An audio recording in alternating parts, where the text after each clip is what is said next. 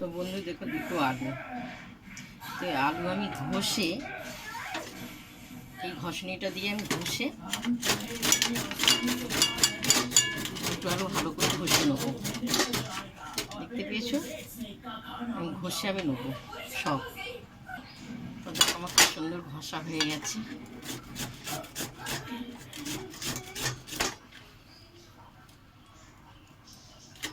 দেখতে পেয়েছো, আমি ভালো করে 4-5 বার ধুয়ে নিয়ে আসবো। তো দেখো খুব সুন্দর করে পরিষ্কার করে ধুয়ে নিয়েছে, খুব সুন্দর ঝরঝরে হয়েছে। তো আমি পরিমাণে একটু নুন দেবো। তো এর সাথে আছে বেসন আর হলুদ একসঙ্গে দেওয়া হলো আলুর সঙ্গে। একটা কালো জিরে তো দিয়ে আমি ভালো করে এটা মাখবো, সুন্দর করে মাখবো।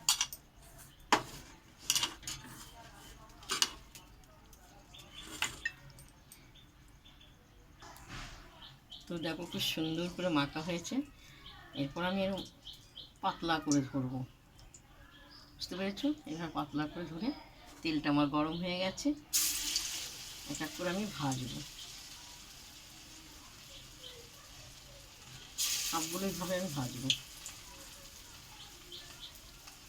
ভালো লাগে এটা খেতে।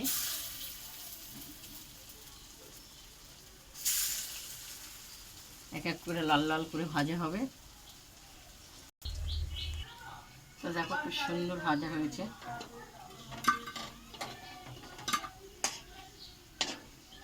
খুব সুন্দর লাল লাল মুচমুচে হয়েছে।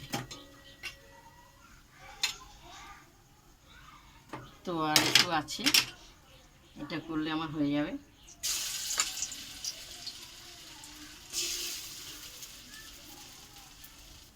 তো দেখো আমার সম্পূর্ণ ভাজা হয়ে গেছে।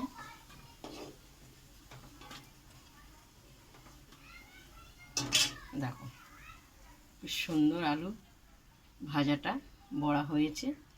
শুধু আলু বড়া হয়নি গো, আরও অনেক কিছু হয়েছে। তো তোমাদেরকে আমি দেখাচ্ছি। এই যে বাঁধাকপি ইলিশ মাছের মাথা দিয়ে রান্না হয়েছে। তো আর একটা জিনিস দেখাচ্ছি। তো বড়া দিয়ে যে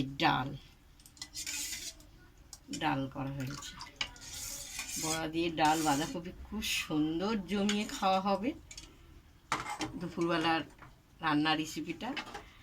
তো বড়াটা তোমাদের দেখিয়েছি সম্পূর্ণ কিভাবে করেছি আলু দিয়ে। একটা আমি একটু খেয়ে দেখি।